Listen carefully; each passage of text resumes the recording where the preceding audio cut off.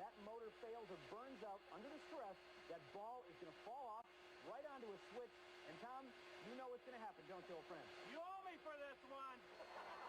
I don't think he has anything to worry about, but there's something about the anything else we've seen so far, because we have been cleaning our homes the wrong way. Joe, if your hair was dirty, what would you do? Trick question. I'd wash it. If your shirt was dirty, what would you do? What the fuck is this?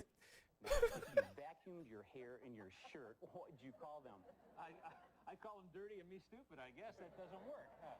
Exactly. Vacuum cleaning only gets the dirt on top. The big green clean machine deep cleans.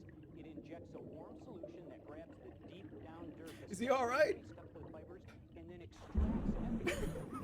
Wait, who else? Somebody went in to get him.